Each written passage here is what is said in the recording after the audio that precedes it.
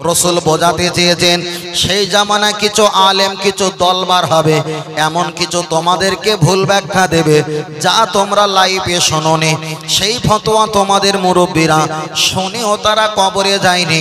আল্লাহ নবী বলেছেন ওরাই হলো দাজ্জাল, ওরাই হলো কাজ্জাব। দাজ্জালের ব্যাখ্যা হলো হিংস্রকারী, কাজ্জাবের ব্যাখ্যা হলো কোথায় কোথায় মিথ্যাবাদী। আমরা যে কাজগুলো করি ওরা বলে দেয় চট করে হাদিসে নেই, চট করে বলে দেয় বেদাত, চট করে বলে দেয় কোরআনে নেই, চট করে বলে দেয় নবী কোনোদিন করিনি। এমন কথা বলে না। রসুল তো ওদের দিকে তাকিয়ে বলেছেন ওরাই হলো কাজ্জাবুন, ওরাই হলো কোথায় কোথায় মিথ্যাবাদী। নবী আমার পরে বললেন আনা বারিউম মিনহুম অহুম বারিউনা মিন্নি, তবে হাসরের ময়দানে ওই সব ব্যক্তিরা আমার কেউ হবে না, আমি রসুল ওদেরও হব না। নবী আমার পরে বললেন বালহুম ইউসাল্লুনা, তবে সাহাবারা তোমরা তাদের ধরতে পারবে না, তারা তো সময় মতো নামাজ পড়বে। ওয়ায়াসুবুনা, তবে সময় মতো হলে রোজাও রাখবে। ওয়ায়াহুদ্দুনা, তবে সময় হলে হজ পর্যন্ত করবে, তুমি তাদের ধরতে পারবে না। আল্লাহ নবী জবাব দিয়ে বললেন ইয়া রাসূলুল্লাহ, আমরা যদি না ধরতে পারি আমরা তো তাদের সঙ্গে মিশে যাব, তবে তাদের কিছু বর্ণনা করো। আল্লাহ নবী বর্ণনা করে বললেন তবে তারা যে দলে থাকবে ওই দলে সাইজটা হবে একটু বেটে বেটে মানুষ, ওদের নাকটা হবে লম্বা, ওদের চোখটা হবে ছোট, তবে ওদের গোঁফ হবে চাঁচা, তবে মাথার চুলটা হবে কাটা।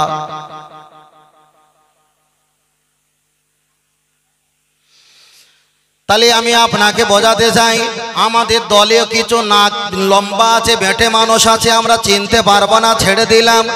দুটো কোয়ালিটি ধরতে পারবো, মাথার চুলটা সবসময় নেড়া হবে আর গোঁফটা চাচা হবে। রসুল বললেন ওই দলের ভিতরে ওরাই হলো তারা। হাদিসটা মিশকাতে এসেছে তোমরা গোঁফকে ছোট করো, আমরা তো গোঁফটারে ছোট করি না, কেটেছি। গোঁফটারে ছোট করার কথা হাদিসে এসেছে, কিন্তু গোঁফটারে চাঁচার কথা কোনো হাদিসে নেই।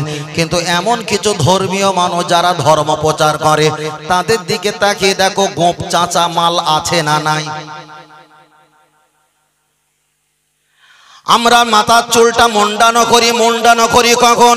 পৃথিবীর কোনো হাদিসে নেই এমনি এমনি মাথার চুলটা আপনি মুন্ডাতে পারবে না। যদি যারা আরাফাতের ময়দানে চলে যাবেন, আরাফাতের ময়দানে হজের মৌসুমে গিয়ে ওখানে মাথার চুলটাকে নেড়া হবে। নবী আমার ওই সময় মাথার চুলটা নেড়া হয়েছিল, আর অন্য সময় নেড়া হয়েছিল এরকম প্রমাণ নেই। তবে আলী হুজুর নেড়া হতেন মাঝে মাঝে, নবীর কাছে অনুমতি নিয়ে। আলী হুজুরের মাথায় বেশ বড় তেল ছিল না, বাড়িতে তেল ছিল না, সাবান শ্যাম্পু ছিল না, ময়লা হয়ে যেত, দুর্গন্ধ বার হয়ে যেত। তাই আলী হুজুর রসুলের কাছে অনুমতি নিয়ে উনি চুলটাকে নেড়া করে দিতেন। কেন? গোসলের পানি পাওয়া যেত না। তাহলে ওটাই ছিল ভিন্ন। তাহলে রসুল তো বলিনি তোমরা গোঁফকে ছেটে দাও, রসুল তো বলিনি তোমরা মাথাটা মুন্ডানো হও। কিন্তু সমাজের দিকে তাকিয়ে দেখো এক শ্রেণীর মানুষেরা তারা মাথা 24 ঘন্টা প্লেট লাগিয়ে নেড়া হয় আর 24 ঘন্টা গোঁফটারে কেটে একেবারে সমান করে দেয়। রসুল বলছেন ওরাই হলো তারা। তবে বালহুম ইউসাল্লুনা, ওরা যখন নামাজ পড়বে তোমার নামাজ আর ওদের নামাজ এক জায়গায় রাখলে তোমার নামাজ লজ্জা পাবে। কেন? তোমার চাইতে তাদের নামাজের রাকাত বেশি।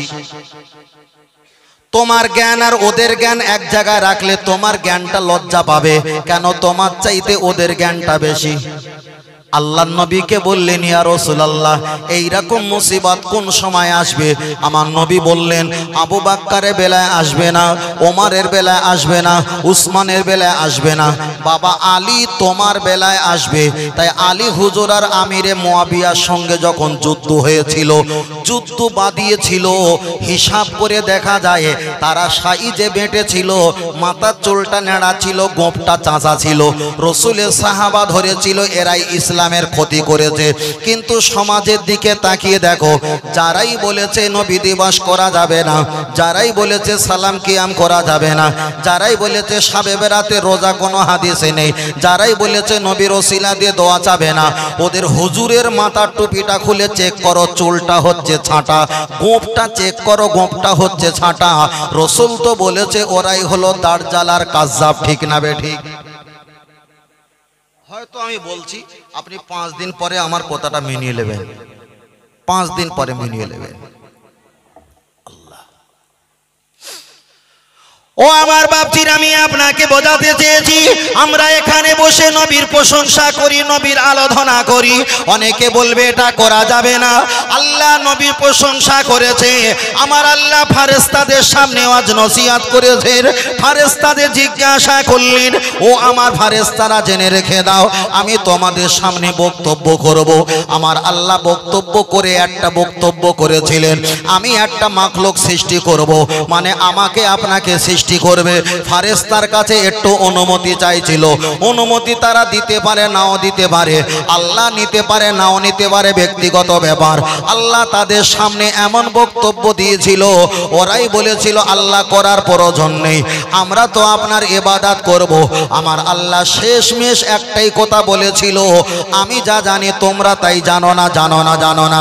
এক সময় আমার আল্লাহকে ফেরেশতারা জিজ্ঞাসা করে, আল্লাহ আপনি বলেছিলেন, বড় গলায় বড় জবানে বলেছিলেন, আমি যা জানি তোমরা তাই জানো না। তাহলে এক শ্রেণীর মানুষেরা নবীর প্রশংসা করে না, এক শ্রেণীর মানুষেরা করে, ব্যাপারটা কি? আমার আল্লাহ বললেন, চলো রমজান মাসে একটা বার হাজির হয়ে যাও মসজিদে। রমজান মাসে ইমাম সাহেবের সামনে আমরা হাজির হয়ে যাই, একদিকে আপেল, একদিকে লেবু, একদিকে কলা, একদিকে ডালিম, একদিকে আখ, একদিকে পেঁয়াজি, মুড়ি, শশা, অনেক খাদ্যটা নিয়ে বসে থাকি। ইমাম সাহেব হুজুর বলে দেয়, তোমরা দোয়া পড়ো, আল্লাহুম্মা ইয়া ওয়াসিয়াল ফাদলি ওয়া ইগফিরলি, আল্লাহ আপনি ক্ষমা করো, আপনি মাফ করো, আল্লাহ এতে আপনি বরকত দাও। নাড়াচাড়া করি, দূর থেকে মনে করবে যেন খাওয়া শুরু করছে। আমার আল্লাহ ফেরেশতাদের বলে, ফেরেশতা দেখো দেখো, আমি যা জ্ঞানী, আমি যা জানি তোমরা তা জানো না, তার ব্যাখ্যা দেখো। ওই বান্দারা এতগুলো দুনিয়ার খাদ্য নাড়াচাড়া করে কিন্তু খায় না কেন আল্লাহ তা আমি জানি না। আমার আল্লাহ বললেন, ও ফেরেশতা দেখো, আমার বান্দা মসজিদের ঘড়ির দিকে বারবার তাকায়, দুনিয়ার খাদ্য নাড়া দেয়, খায় না কেন আল্লাহ? ওরাই বারবার মাইকে হাঁকছে, আর মাত্র ইফতারের 5 মিনিট বাকি, 5 মিনিট বাকি। আমার আল্লাহ বোঝাতে চেয়েছে, দুনিয়ার খাদ্য আমি আল্লাহ আমার মোহাব্বত থেকে সরাতে পারিনি। 5 মিনিট বাকি আছে, মানে আমি আল্লাহ আমার হুকুমের 5 মিনিট বাকি আছে। আমার হুকুম যখন হয়ে যাবে, ওরাই তখন ইফতার খাওয়া শুরু করবে। তাই আমি আল্লাহ জোর গলায় বলেছিলাম, আমি মাখলুক আমার বান্দাকে তৈরি করব। কেন? আমি যা জানি তোমরা তো তাই জানো না। আল্লাহ খুব দয়া করে আমাদেরকে বানিয়েছে, বিরাট দয়া করে। ও আমার বাপজির, আমি আপনাকে বোঝাতে চাই, তাই একটা বার বলবো, আমরা আব্বা মায়ের জন্য দোয়া করব। ইয়া রাফি ও ইয়াদাইহি, হাত তুলে আব্বা মায়ের জন্য আমরা দোয়া করব। আপনাদের সেখানে ইমাম সাহেব হুজুর আছে, আপনাদের এখানে কবরস্থান আছে, মাগরিবের আগে কিংবা মাগরিবের পরে। তবে সবচাইতে বড় সময় হলো মাগরিবের পরে। কেন? মাগরিবের পরে রাতটা শুরু হয়ে যায়, ওটাই হলো শাবে বেরাতে রাত। মাগরিবের আগে যদি দোয়া করা হয় তবে ওটাই কিন্তু শাবে বেরাতের রাত বলে গণ্য হবে না। মাগরিবের ওয়াক্ত চলে যাবে, মাগরিবের নামাজের পরে আপনি কবরস্থানে গিয়ে চলে যাবেন। আল্লাহ নবীকে বললেন, ইয়া রাসূলুল্লাহ, আমি গরিব মানুষ, আমি নব মুসলিম, মাত্র 4 ঘন্টা হয়েছে আমি আপনার কাছে কলেমা পড়ে মুসলমান হলাম, কিন্তু আমি তো কবরের কাছে দোয়া চাইবো, আমি কোরআন পড়তে পারি না। আল্লাহ নবী বললেন, পণ্যওয়ালা ব্যক্তি দিয়ে পড়িয়ে নাও। ইয়া রাসূলুল্লাহ, পারস্পরিক দোয়ার মতো ক্ষমতা নাই। নবী বললেন, তোমার আব্বা মায়ের কাছে ইয়া রাফি ও দিয়া দাইহি, দুটো হাত তুলে তুমি একটা বার দোয়া করো, রব্বির হামহুমা কামা রাব্বায়ানি সাগীরা, আল্লাহ আমার আব্বা মাকে গুনাহকে মাফ করো, ছোট বড় গুনাহকে ক্ষমা করো। আমার আব্বা মা যেমন ছোটবেলায় আমাদের নিয়ে তাদের কোলেকে লালন পালন করেছে, আমার আব্বা ইন্তেকালের পর আমরা সন্তান দোয়া চাই, আল্লাহ আপনার রহমতের কোলে আমার আব্বা মাকে একটু আপনি হাজির করিয়ে নাও। তাই আমরা কবরের কাছে গিয়ে দুখানি করে হাত তুলে মোনাজাত করি। কেউ বলেছেন কবরের কাছে গিয়ে হাত তুলে মোনাজাত করা কোনো হাদিসে নেই। কোরআন শরীফের পরে যে হাদিসের কিতাবের মর্যাদা সেটা হলো বুখারী শরীফ। যিনি লিখেছেন মুহাম্মদ আল্লামা ইসমাইল বিন বুখারী রাহমাতুল্লাহ আলাইহি ওই বুখারী শরীফের ভিতরে একটা খণ্ড, ওই খণ্ডটার নাম হলো দিয়ারাতুল কুবুর, যার ব্যাখ্যা হলো কবর জিয়ারত করার সিস্টেম। ওই দিয়ারাতুল কুবুরে বলা হয়েছে আল্লাহ নবী বলেছেন তোমরা বেশি বেশি কবর জিয়ারত করো, কবর জিয়ারত করলে কবরবাসীর উপকার, আর কবরটা দেখলে তোমাদের মরণটাও স্মরণ হয়ে যায়। একটু কবর জিয়ারত করবেন। জুম্মার নামাজ পড়েছেন ছেলেরা, ইমাম সাহেব হুজুরের পিছনে নামাজ পড়ে বাড়িতে চলে যাচ্ছেন, 5টা মিনিট কবরের কাছে যান, একটু দোয়া করেন। জুম্মার দিন নামাজের পরে সময় পাবেন না, প্রচুর কাজের চাপ।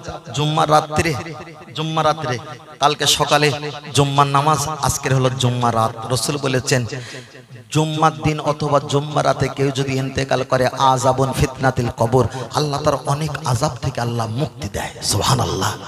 কবরের কাছে গিয়ে আজকে রাত্রে গিয়ে একটু দোয়া করবে, হুজুর আমি কিছু জানি না, কিছুই বলতে হবে না, শুধু কবরের কাছে গিয়ে বাংলা ভাষা করবে আল্লাহ আমার আব্বা মাকে মাফ করে দাও, আব্বা মা লালন পালন করেছিলেন সেই কথাটা স্মরণ করো, তাহলে সহজে চোখ থেকে পানি আসবে।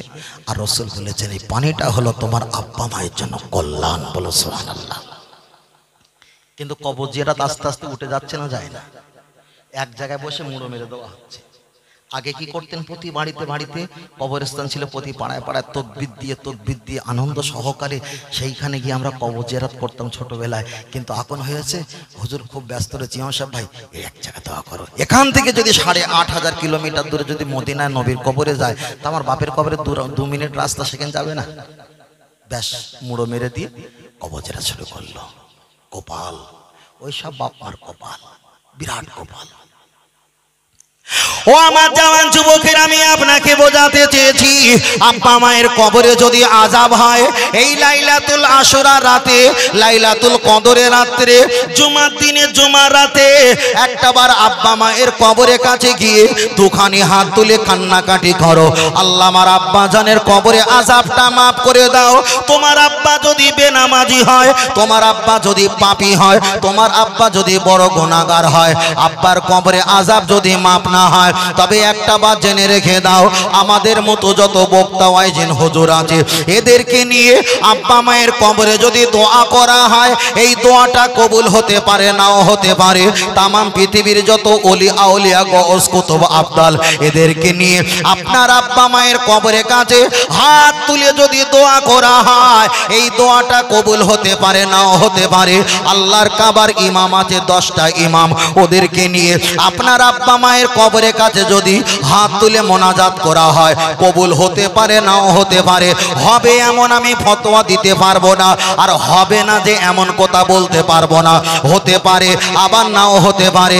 আল্লাহর পৃথিবীতে যত হাফেজ আছে, সূরা ফাতিহা থেকে দিয়ে মিনাল জিন্নাতি ওয়ান নাস সূরা নাস পর্যন্ত তেলাওয়াত করতে পারে।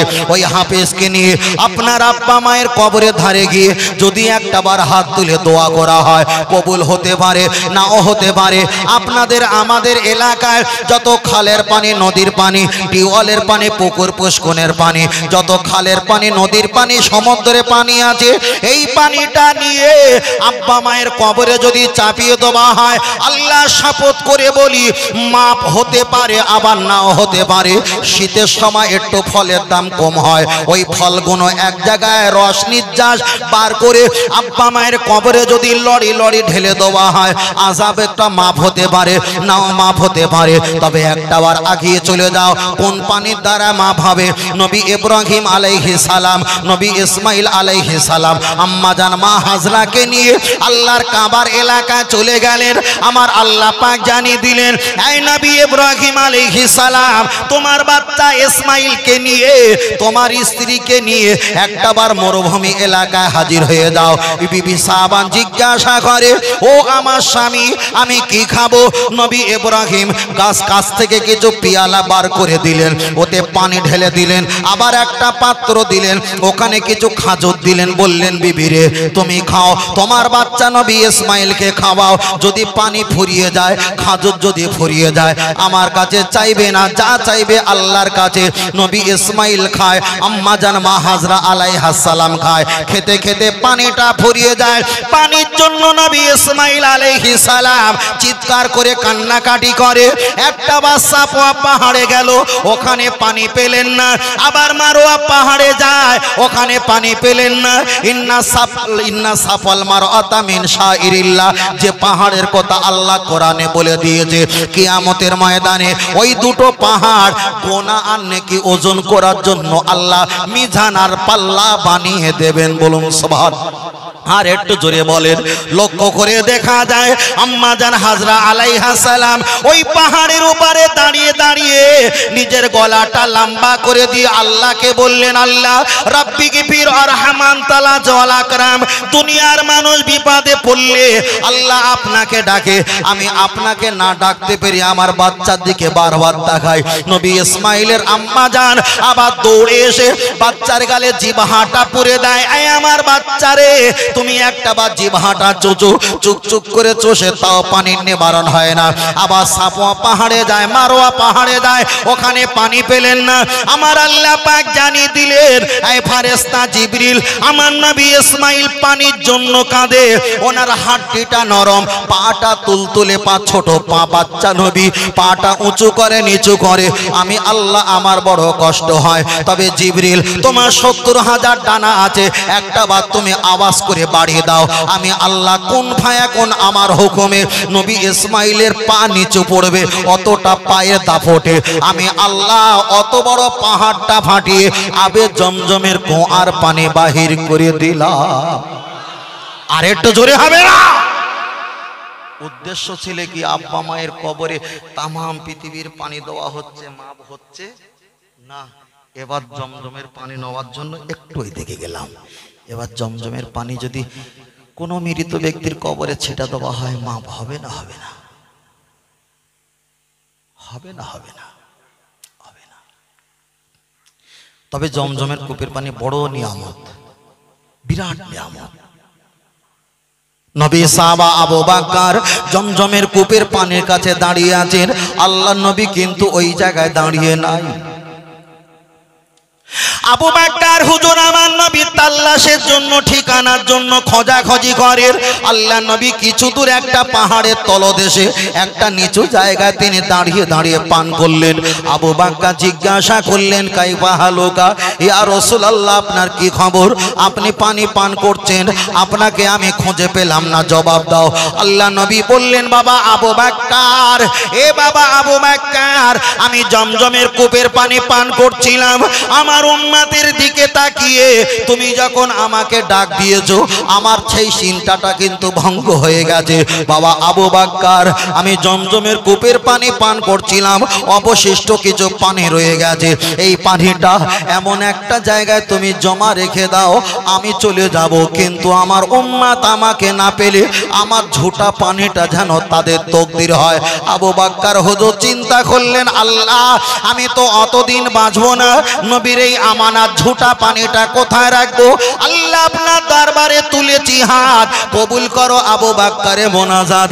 আবু বকর হুজুর চিন্তা ফিকিরে জড়িয়ে গেছেন, ওই পানিটা নিয়ে আবার নতুন করে জমজমের কূপের পানিতে নিক্ষেপ করলো। আমাদের চৈত্র বৈশাখ মাসে কিংবা এক একটা মৌসুমে খালের পানি, নদীর পানি, টিউবওয়েলের পানি, পুকুর পুষ্কুনের পানি কম বেশি হয়ে যায়, কিন্তু নবী ইসমাইলের পা ঠোকা পানি ওখান থেকে নিয়ে আজ পর্যন্ত ওই পানিটা কম বেশি হয় না, একমাত্র আমার নবীর ঝুটা ফেলার কারণে। জোরে বলেন সুবহানাল্লাহ। আমি আপনাকে বোঝাতে চেয়েছি, আব্বা মায়ের কবরে যদি আযাব হয়, ওই জমজমের কূপের পানিটা নিয়ে আব্বা মায়ের কবরে যদি ছিটা দেওয়া হয়, এ আমার শেখপাড়া সোনার মানিকেরা, আব্বা মায়ের কবরে আযাবটা মাফ হবে না। নবী আমার জানিয়েছে, তোমার আব্বা মায়ের কবরে কাছে রাতের অন্ধকারে দিনের বেলায় একটা বার তুমি দৌড়ে যাও, ওখানে গিয়ে কিছু সূরা কেরাত পাঠ করো। নবী বললেন, মান করা আল কোরআন হারফান ফালাহু আশরু হাসানা, একটা করে অক্ষর পাঠ করলে 10টা করে নেকি হয়। কিছু আল্লাহর কোরআন তেলাওয়াত করো, দরুদ কলেমা তাসবিহ তেলাওয়াত পাঠ করে তুমি তামাম ব্যক্তিদের রুহে পৌঁছে তোমার আব্বা মায়ের মাগফিরাতে একটা বার পৌঁছে দাও। সন্তান যদি ইয়া রাফি ইয়াদাইহি দুখানি হাত তুলে আল্লাহ দরবারে কান্নাকাটি করে, চোখ থেকে যদি মাছির মাথা মনোর মাছির মাথার পরিমাণ যদি এতটুকু পানি জারি হয়ে যায়, আল্লাহ নবী হাদিস শরীফে বললেন, লা ইয়ালিজুন নারা বাকামিন খাশিয়াতিল্লাহ, পৃথিবীর কোন সমুদ্রে পানি ওই আগুন ঠান্ডা করা ক্ষমতা নেই। কিন্তু সন্তান আওলা যদি আব্বা মায়ের জন্য চোখ থেকে একটা ফোঁটা পানি জারি করে দেয়, এই পানির বরকতে আব্বা মায়ের কবরে আযাবকে আল্লাহ মাফ করে দেবে। আর একটু জোরে হবে না? ছেলেদেরকে বলবো, একটু কবরের কাছে যাবেন, আব্বা মায়ের জন্য দোয়া চাইবেন। নবীও নিজের আব্বাজির কবরের কাছে দোয়া চাইতে গেছিলেন। নিজের আম্মাকে সঙ্গে করে নিয়ে উম্মে আয়মান দাসী ছিলেন, তাকে সঙ্গে করে নিয়ে আমার নবীজি নিজের আব্বাজির কবরটা জিয়ারাত করতে গিয়েছিলেন। আর রাসূলও বলে দিয়েছেন কবর জিয়ারাত সম্পর্কে, প্রথমে হারাম করে দিয়েছিল। কেন? মানুষেরা কবরটা দেখে জোড়াজোড়ি কান্নাকান্নি চুল ছেঁড়াছেঁড়ি লাফালাফি করতো, বিয়াদবি করে ফেলতো। নবী তখনকার সময় হারাম ফতোয়া দিয়েছিলেন। পরে বললেন, ইসলাম যখন পরিপূর্ণ হয়ে গেছে, মানুষ ধৈর্য ধরার ক্ষমতা কোরআন হাদিসের অনুকূলে জ্ঞান পেয়ে গেছে, তোমাদের মুরব্বী যারা কবরবাসী হয়ে গেছে তাদের জন্য মাগফিরাতে জিয়ারাত, তাদের জন্য মাগফিরাতে কল্যাণ কামনা আল্লাহর কাছে দোয়া চাইতে পারো। এটা জায়েজ, জায়েজ বলুন সুবহানাল্লাহ। আর একটু সকলে বলি সুবহানাল্লাহ। তাই জান্নাতুল বাকি, জান্নাতুল মুআল্লা, জান্নাতুল খওয়াব, জান্নাতুল ওয়াজিব, যারা মক্কা মদিনা শরীফে অ্যাক্সিডেন্ট হয়ে মারা যায়, হাজি যারা জান্নাতুল সুম্মাতে দাফন কাফন করা হয়, কোন সময় দোয়া খায় জিয়ারত করা হোক আর না হোক, তারাও এই শাবে বেরাতের উপলক্ষ করে প্রতি মৃত ব্যক্তির কবরের কাছে দাঁড়িয়ে ইয়া রাফি ইয়াদাই হাত উত্তোলন করে আল্লাহর কাছে মাফি মাঙ্গে। আর একটু জোরে বলে সুবহানাল্লাহ। তাহলে আপনারাও কবরস্থানে যান তো, শাবে বেরাত যান। ইমাম সাহেব হুজুরকে হয়তো কষ্ট হয়ে যায়, কিন্তু এই দিনকে সকলকে নিয়ে যাবা, তাতে কি হবে? এই সিলসিলাটা, এই লাইনটা জারি থাকবে, জারি থাকবে। আমাদের ভিতরে আর একটা জিনিস মাহরুম হয়ে গেছে, মানে পুরো বঞ্চিত হয়ে গেছে। আগে ওয়াজ মাহফিল শুরু হওয়ার আগে আমাদের আলেম ওলামা পীর সাহেব পীরজাদা হুজুরা এসে জিকির মজলিস করতেন না? সন্ধ্যাবেলা করে জিকির মজলিস করতেন। এই জিকিরি মজলিসটা টোটাল উঠে গিয়ে এবার গজলের মজলিস শুরু হয়েছে, হয় না? গজলের মজলিস। কিন্তু পীর সাহেবরা, পীর আল্লামা কালিমুল্লাহ সিদ্দিকী রহমাতুল্লাহ আলাইহি হুজুর শেষ পর্যন্ত যতদিন হায়াতে বেঁচে ছিলেন, এরকম সুন্দর স্টেজে না বসলেও নিচে একটা চেয়ার ফেলে দিয়ে জিকির করতেন। আপনারা দেখেননি? জিকির করতেন। তার কারণ একটু সন্ধ্যার সময় জিকির করাটা খুবই ভালো, আর রাতের শেষ ভাগে জিকির করাটা ভালো। 24 ঘন্টা করতে পারেন, তবে দুটো সময় জিকির করাটা খুব ভালো, খুব ভালো। ছেলেদেরকে বলবো, তোমরা সময় পেলে একটু উজু হালাতে থাকার চেষ্টা করবে, সময় পেলে তোমরা একটু দরুদ পড়বে, সময় পেলে একটু কলেমা শরীফ পড়বে, সময় পেলে একটু তাসবিহ তেলাওয়াত সুবহানাল্লাহ আলহামদুলিল্লাহ পাঠ করবে, সময় পেলে সর্ব কাজের জন্য আল্লাহকে ডাকবে। কেন? বিপদ হলে আল্লাহর কাছে আগে ইমেল মেসেজ করে পৌঁছে দেবে। তোমাদের উর্দে যারা জ্ঞানী কোরআন বলছে তাদের কাছে তারপরে সাহায্য নেবে। কথা বুঝতে পেরেছেন? আমরা কি করি? প্রথমে বিপদ হলে আমরা মেম্বারের কাছে যাই, মেম্বার সাহেব না পারলে প্রধান সাহেব না পারলে ক্যাম্পে না পারলে চলে যায় থানায়, থানা না পারলে লোহার কোর্ট না পারলে হাইকোর্ট না পাই জজ কোর্ট না পারলে হাইকোর্ট না পারলে সুপ্রিম কোর্ট। ও যদি না পারে, আমার পক্ষে যদি না আসে, 500 গ্রাম বাতাসা 50 টাকা মসজিদে এসে বলে, ইমাম সাহেব একটু দোয়া করবে। ইমাম সাহেব হচ্ছে কি বলেছে, কি হয়েছে আপনার এত সমস্যা? বলে, জানো না, যার কেউ নেই তার আল্লাহ আছে। আচ্ছা, এই কথাটা তো আগে বলা দরকার ছিল নাকি? যার কেউ নেই তার আল্লাহ আছে, এই কথাটা তো আগে বলা দরকার ছিল। সব আদালত যখন বন্ধ হয়ে গেছে, শত লাস্টে ইমাম সাহেব হুজুরের কাছে 50 টাকার 500 গ্রাম বাতাসা নিয়ে বলছে, ইমাম সাহেব একটু দোয়া করে দিও। ইমাম সাহেব বলে, কি হয়েছে কি? বলে, যার কেউ নেই তার কে আছে ইমাম সাহেব? ইমাম সাহেব বলে, আল্লাহ আছে। বলে, ওইটাই আসলে তার লিল্লাহে কিছু নেই, হেরে যাওয়ার পরে এখানে এসছে। ওই জন্য বলবো, সবকিছু আল্লাহকে আগে জানাবে। আমরা রাস্তা চলতে চলতে গাড়ির সমস্যা হলো, আল্লাহকে বললাম ইন্না লিল্লাহি ওয়া ইন্না ইলাইহি রাজিউন। মুসিবত হলে দোয়াটা পড়তে হয়, মানুষ মৃত্যু হলে এই দোয়াটা পড়তে হয়। দোয়া পড়লাম, আল্লাহর কাছে সাহায্য চাইলাম, এইবারে নিজের যোগ্যতা যারা আছে তাদের সাইডটা নিয়ে মেরামত করার সুযোগ পেলাম। চাইলাম কার কাছে আগে? এটাই হলো ইমানদারের বৈশিষ্ট্য, এইটা হলো ইমানদারের বৈশিষ্ট্য। আল্লাহু আকবার। দরুদ শরীফ। আল্লাহুম্মা সাল্লি আলা সাইয়্যিদিনা মাওলানা মুহাম্মদ।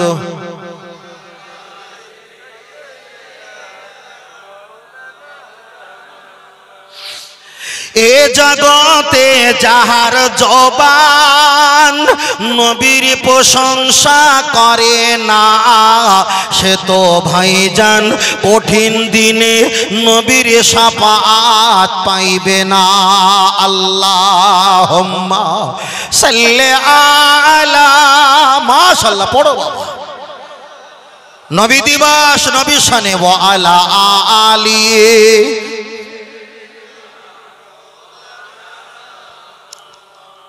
মা আমিনার ঘরে যাব, সেইখানে আখিরি নবীকে পাবো। মনের কথা সব বলিব, সে যে মুহাম্মাদিয়া রাসূলুল্লাহ। আল্লাহুম্মা সাল্লি আলা, জোরে ছেলেরা পড়ো বাবা। ওয়ালা আলি সাইয়্যিদিনা সাল্লাল্লাহু আলাইহি ওয়াসাল্লাম। পৃথিবীতে আমাদের প্রত্যেকের একটা বন্ধু আছে। বন্ধু শুধু কি খাওয়ান দেয়, টাকা ধার দেয়, বিপদে পাশে দাঁড়ায়, সে কি বন্ধু? যে শত্রুতা করে সেও বন্ধু। ও ছেলেরা, যে শত্রুতা করে সেও বন্ধু। ছাপোস। এখন আমার নামে কে বললো মফিজুল ভাই এই বলেছে, ওই বলেছে, ওই বলেছে, ওই বলেছে, আমার নামে হাজার গিবত করেছে। একদম 14 গোষ্ঠী পিন্ডি একেবারে ডিম চটকে ফেটকে এক জায়গা করেছে। তারপরে আমি 3 দিন পরে আপনাদের পাশের খাঁপাড়া জলসে আসলাম। এসে ছেলেরা বলছে হুজুর ওই জায়গাটার ছেলেরা এত এত এত এত কিছু বলেছে। তাই বলছে? হ্যাঁ ঠিক এইরকম ঘটেছিল। হাসান বাসারি রহমাতুল্লাহ আলাইহি, ওনার একজন ভক্ত এসে বললেন হুজুর আমি আপনার মুরিদ, কিন্তু আপনার নামে লোক এত গালাগালি দিচ্ছে, এত সমালোচনা করছে, তা আমি না বলে থাকতে পারিনি। তা হাসান বাসরি রহমাতুল্লাহ আলাইহি কি বলেছে? হুজুর এই বলেছে, ওই বলেছে। তাই বলছে? হ্যাঁ। হুজুর দাওয়াতে বার হবে, আর হুজুর ঘরেতে গিয়ে হাজির রমালে করে কাঁচা পাকা খাজুর ছিল অনেক কটা, নিয়ে ঘাড়ে করে নিয়ে চল বাবা, যিনি আমার নামে এত গীবত করেছে তার বাড়িতে যাব। মুরিদ মনে করেছে হুজুরের অবস্থা খারাপ করে দেবে, বিরাট খারাপ করে দেবে। হুজুর তার বাড়িতে গেছে, যাবার পর দেখা সাক্ষাৎ করে হুজুরকে বসতে দিল, তিনিও বসেছে। হুজুর ব্যাগ থেকে নিয়ে রমাল থেকে গিটটি খুলে তাকে একটু কাঁচা পাকা খাজুরগুলো তাকে বকশিস করে দিচ্ছে। আর যে হুজুরকে বলেছিল হুজুর এত সমালোচনা করেছে, সে তো রেগে যাচ্ছে, হুজুর রিয়াকশন হবে তাই এত উল্টো দেখতে পাচ্ছি। হাসান বাসরি রহমাতুল্লাহ আলাইহি বলেছিলেন বাবা তুমি যেমন আমার বন্ধু, এ আমার শত্রু, ইনি আমার বন্ধু। বলে হুজুর কেন? বলে ইনি আমার নামে এত সমালোচনা করেছে, গীবত করেছে। হাদিস শরীফে এসেছে আল গীবাতু আসাদ্দু মিনাল জিনা, এ তো ব্যভিচারীর সঙ্গে গণ্য হয়েছে একটা দিক। পরের দিক হলো যার নামে গীবত করবে তার যত গোনা আছে সে নেবে, আর যিনি গীবত করবে যত নেকি আছে ওই গীবত যার নামে করেছিল তানাকে দেবে। তাই ইনি এত গীবত করেছে, তাহলে আমার গোনা যা ছিল উনি নিয়েছে, ওনার নেকি যা ছিল আমাকে দিয়েছে। তাই এর মতো বন্ধু পৃথিবীতে পাওয়া যায়? আমার উচিত ছিল একটু ছাগল বকরিকে গিফট করা। আমি তো গরিব কিছু নেই, তাই ঘরে কাঁচা ফাঁকা খাজুর ছিল, সেইটি নিয়ে ওকে আমি গিফট করার জন্য এসেছি। তবে আপনাদের এলাকায় এমন ইচ্ছা হয় না কেন? সব আল্লাহর ওলি। কেউ কারো নামে সমালোচনা করে? চায়ের দোকানে বসে হেলান দিয়ে এসে কার নামে সমালোচনা করছে? করবেন না বাবা, করবে না, কোনো লাভ নেই। নিজের এক হাত সেলাই করবেন আর এদিকে 5 হাত ছিঁড়ে যাবে, কিচ্ছু হবে না, কোনো লাভ হবে না। যারা বেশি সমালোচনা করে দেখবেন তাদের রূপের কন্ডিশন রিয়াকশন হয়ে গেছে। গীবত বেশি করলে মুখের যে গেলেসটা নুরানি ভাবটা এটা কিন্তু উঠে যায়। করবেন না, অন্তরটা কঠিন হয়ে যায়। আল্লাহর কাছে কন্দন করবেন, চোখ থেকে পানি আসবে না। কেন অন্তরটা বহুত পাথরের মতো শক্ত হয়ে গেছে। গীপত করবেন না। রসুল হাদিস শরীফে বলেছে, তুমি যদি সহ্য না করতে পারো তুমি প্রথমে হাত দিয়ে মেরামত করো, হাত দিয়ে প্রতিবাদ করলে সমস্যা। ফাইল্লাম ইয়াস্তাদি ভাবি লিসানি, তুমি জবান দিয়ে বলো, জবান দিয়ে বললে সমস্যা। ফাইল্লাম ইয়াস্তাদি ভাবি কলবি, তুমি অন্তর দিয়ে ঘৃণা করো, অন্তর দিয়ে ঘৃণা করলেও লোক বুঝতে পারবে যে ওর সঙ্গে ও চলে না কেন। ওয়াজালিকা আদাফুল ইমান, তবে ওর থেকে তুমি অন্য রাস্তায় অতিক্রম করো। উনি এক রাস্তা থাকবে, তুমি ও এক রাস্তা যাও। এটাই হলো ইমানের শেষ বৈশিষ্ট্য। তবে গীপত করার কোনো বৈশিষ্ট্য, তবে আর একটা গীপত করা ভালো। আপনার ছেলে কলের কাছে বসে, একটা ছোট ছেলে 4 বছরের ছেলে মোবাইল ঘাঁটছে, বিশাল মোবাইল টিপছে, আপনি এসে বলেন আপনার ছেলে মোবাইল টিপছে গো, ওটা একটা গীপত। তবে গীপতটা তার কল্যাণের জন্য। একজন পুকুরে ডুবে মারা যাচ্ছে, আপনি এসে ভাই আপনার ছেলে পুকুরে খেলা করছিল, মনে হচ্ছে ডুবে মারা যাচ্ছে, আপনি এসে তার নামে গীপত করেছেন, ওটা হলো তার কল্যাণের জন্য। আপনার ছেলে পুকুরে হড়াহড়ি করছে, ক্ষতি হতে পারে, আপনি বাপের কাছে গিয়ে গীপত করলেন, ওটা হলো বাচ্চার কল্যাণের জন্য, এটা জায়েজ। কিন্তু ক্ষতির দিকটা করা যাবে না, কারণ নামে গীপত করবে না। গীপত করলে ইবাদত কবুল হয় না। চলেন আমি আপনাকে বোঝাতে চেয়েছি, আব্বা মায়ের কবর জিয়ারা সম্পর্কে বলতে বলতে অনেক বিষয় লম্বাটা আমি বলেছিলাম। তাহলে আব্বা মায়ের কবরে আযাব যদি মাফ হয়ে যায়, চোখের পানির বিনিময়ে আমার আল্লাহ সন্তানের আওলাদের বিনিময়ে আব্বা মায়ের কবরে আযাবটা আল্লাহ মাফ করে দেয়, মাফ করে দেয়। বিষয়টা আমরা পরিষ্কার হয়ে গেলাম। তবে একটা যদি আমি ফতোয়া দেই, আপনারা কানাঘুষো করতে পারেন, কানাঘুষো করলে লাভ নেই। তবে এই ফতোয়াটা এমন জায়গা দেওয়া প্রয়োজন, এটা আমি বড় আশাবাদী মনে করি। চলেন একটাবার আগিয়ে যাওয়া যাক।